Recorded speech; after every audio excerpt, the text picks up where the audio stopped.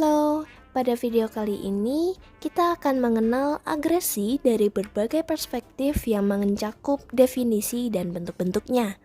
Yuk kita sama-sama simak videonya. Video kali ini kita akan membahas sebuah topik yang semakin marak terjadi di sekitar kita, yaitu meningkatnya perilaku agresif, khususnya pada dewasa, remaja, hingga anak-anak. Kita perlu meningkatkan kesadaran masyarakat, khususnya remaja dan dewasa, tentang berbagai bentuk perilaku agresif yang kerap terjadi di sekitar kita. Seringkali tindakan-tindakan ini terjadi begitu saja tanpa kita sadari dampaknya. Penting untuk dipahami bahwa agresi tidak hanya berupa kekerasan fisik. Agresi verbal dan psikologis memiliki dampak yang sama seriusnya terhadap perkembangan mental dan emosional seseorang. Kata-kata kasar, intimidasi, dan pengucilan sosial dapat meninggalkan luka yang mendalam. Kita lebih peka terhadap lingkungan sekitar. Jangan biarkan kekerasan menjadi hal yang dianggap biasa atau normal dalam kehidupan sehari-hari. Setiap dari kita memiliki tanggung jawab untuk menciptakan lingkungan yang lebih aman. Saatnya kita mendorong tindakan preventif, baik secara pribadi maupun sebagai komunitas. Dengan upaya bersama, kita dapat menekan angka kekerasan terhadap anak dan remaja semaksimal mungkin, sehingga mereka dapat tumbuh dan berkembang dalam lingkungan yang mendukung. Agresi ini bisa muncul lewat kata-kata kasar, ancaman, hingga tindakan fisik seperti ditampar, ditendang, bahkan dilempar barang. Sayangnya, masih banyak orang yang menganggap ini menjadi hal yang biasa, padahal dampaknya bisa serius seperti secara fisik maupun mental. Data dari Survei Nasional Pengalaman Hidup Anak dan Remaja atau SPNHAR menunjukkan dari tahun 2018 hingga 2024, kekerasan terhadap anak mengalami jumlah yang naik turun. Pada anak laki-laki, tahun 2018 mencapai 36,43% dan mengalami penurunan pada tahun 2021 hingga 13,91%. Pada tahun 2024 mengalami kenaikan yaitu 21,22%. Pada anak perempuan tahun 2018 mencapai hingga 15,35%. Pada tahun 2021 mencapai 10,49% dan tahun 2024 mencapai 15,56%. Tinjauan definisi-definisi sebelumnya.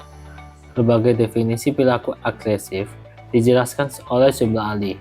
Terutama Kartono tahun 2000 mendefinisikan agresi sebagai ledakan emosi dan kemarahan hebat yang menimbulkan permusuhan baik terhadap seorang maupun benda.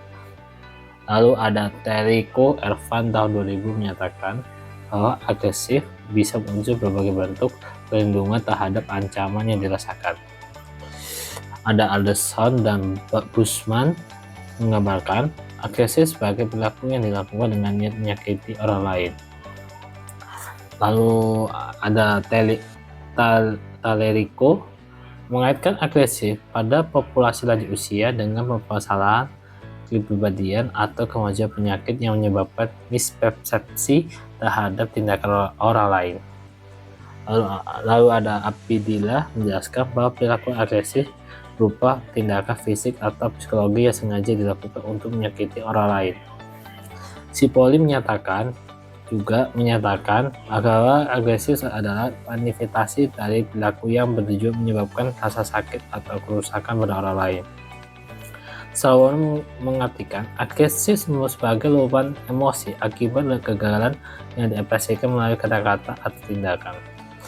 Lalu ada Susayanto menjelaskan bahwa agresif bisa dilihat sebagai reaksi terhadap kegagalan dan ekspresi dalam bentuk verbal dan non-verbal.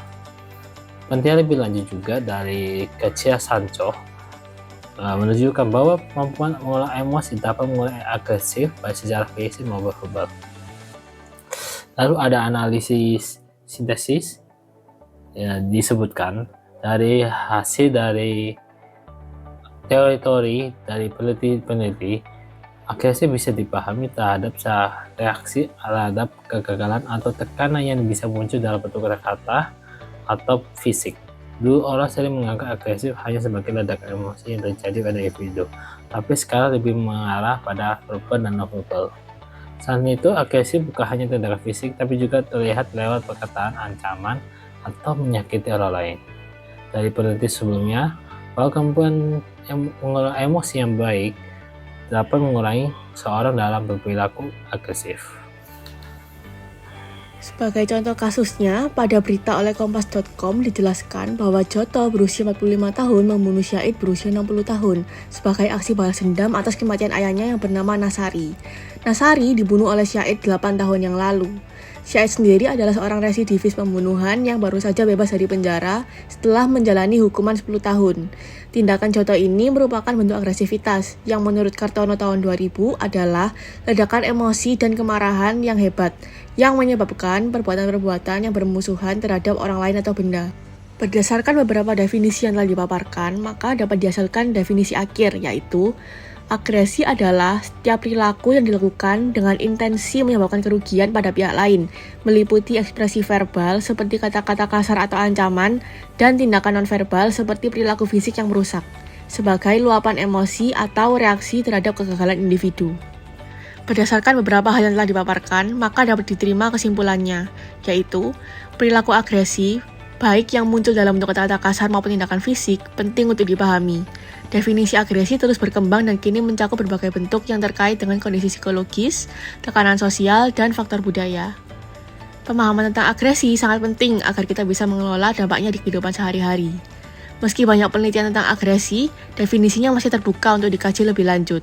Oleh karena itu, penelitian lebih lanjut dibutuhkan untuk memperdalam pemahaman tentang agresi dan mengembangkan strategi pencegahan yang lebih efektif. Dari sini kita bisa lihat bahwa agresi bukan cuma soal marah-marah sesaat, tapi udah jadi masalah serius yang butuh perhatian.